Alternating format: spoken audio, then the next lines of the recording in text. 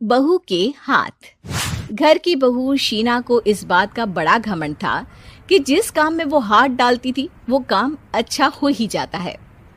शीना की हर बात में हाथ का इस्तेमाल जरूर होता था।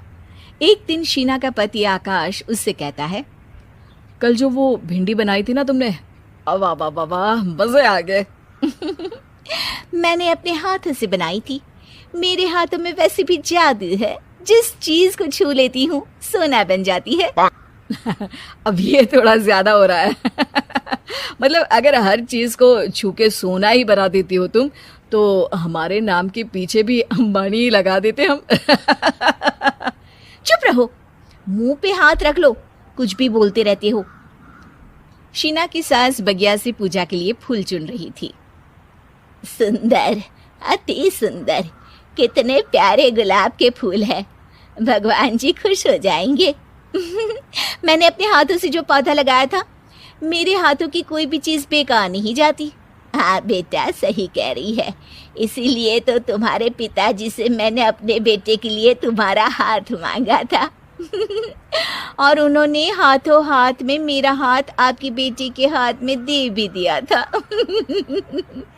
हाँ बेटा, वो तो है, पर मुझे ये बता, तू ये हर बात में हाथ क्यों बीच में लेकर आती है?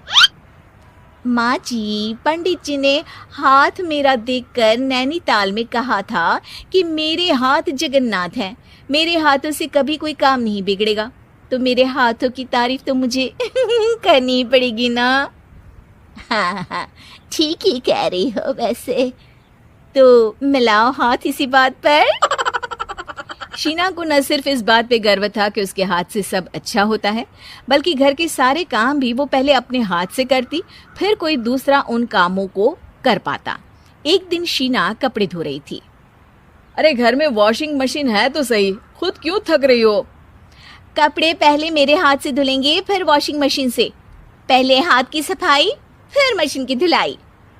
अगर आज डाकू गब्बर सिंह होता ना, तो वो ये हाथ मुझे दे दे ठाकुर तुमसे जरूर कहता, और मैं तो दिलवा भी देता तुम्हारे हाथ। हर एक काम में हाथ बटाओ, ज्यादा जुबान न चलाओ, वरना दूंगी एक उल्टे हाथ से। क्या दोगी? कपड़े दूंगी, लो निचोड़ो। ऐसे ही एक दिन, अरे बहू, ये सोफे पर चढ़कर हाथ से पंखा क्यों घुमा रही हो? माँ जी, क्योंकि मेरे हाथ से घूमेगा तो ज्यादा अच्छे से हवा देगा। अरे बेटा, फिर तो तुम गाड़ी का पहिया भी हाथ से घुमा के मायके जाया करो। एक बार आकाश ने घर पर कार लाने की बात छेड़ी। माँ, सोच रहा हूँ कि एक कार लेकर आता हूँ। ले ले बेटा, क्यों नहीं? अरे पैसे हो तो हवाई जहाज भी ले लेना। हाँ, पैसा तो हाथ का मेल है, ले लेते हैं। इस हाथ पैसे देंगी, उस हाथ कार ले लेंगी। मुझे तो लगता है कि बहू कार भी अपने हाथों से धक्का लगाकर घर लाएगी। वो तो नहीं करूंगी, लेकिन सबसे पहले स्टीयरिंग पर हाथ मैं ही लगाऊंगी, ताकि गाड़ी का आना शुभ हो। अरे घर ले आने तो दो, फिर हाथ लगा लेना। लेकिन शीना नहीं मानती। अगले दिन ही सब कार लेने जाते हैं। शीना सेल्समैन से कहती है, भैया ये कार बहुत पसंद है, पैक कर दो। अरे ओ भाग्यवान, 2 मीटर कपड़ा नहीं है जो पैक करवा ले, जरा चला कर तो देखने दो। यस सर, बिल्कुल, टेस्ट ड्राइव कीजिए ना। अरे नहीं नहीं, सबसे पहले मैं हाथ लगाऊंगी गाड़ी को, मेरे हाथ अच्छे हैं। अरे यार, हाथ तो मैं भी धोता ही हूँ, और आजकल तो सैनिटाइजर से भी धोता हूँ। मेरे काम में हाथ ना अड़ाओ। अरे टांग ना अड़ा होता है भाग्यवान, हाथ नहीं। शीना ड्राइविंग सीट पर बैठ जाती है और आकाश उसे गाड़ी के फंक्शंस समझाता है। देखो शीना, ध्यान रखना, ये है स्टीयरिंग, इससे राइट लेफ्ट जाएंगे। ये है एक्सेलरेटर, इससे स्पीड कंट्रोल कर सकते हैं। और उसी के पास में है ब्रेक, जो तुम्हारी जुबान में शायद मिसिंग है। ठीक है, ज्यादा भी सिखाने की जरूरत नहीं है। मेरी माँ तो कहती है कि मैं अगर अपनी शुभ हाथ लगा दूं तो जग घूम जाए, तो ये स्टीयरिंग क्या चीज है?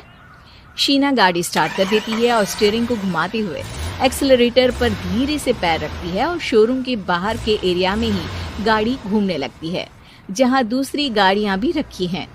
देखा मेरे हाथों का कमाल। अब ब्रेक दबा दो, आगे गाड़ी है। शीना आगे गाड़ी देखकर घबरा जाती है और पाँव गलती से एक्सीलरेटर पर पड़ जाता है। कार आगे खड़ी एक बड़ी गाड़ी में घुस जाती है।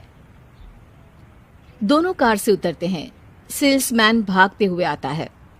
अरे 7 लाख की गाड़ी खरीदने आए थे और 15 लाख की गाड़ी ठोक दी। Oh my God. आकाश की माँ, आकाश और शीना घबरा जाते हैं। इतना सारा पैसा कहाँ से आएगा?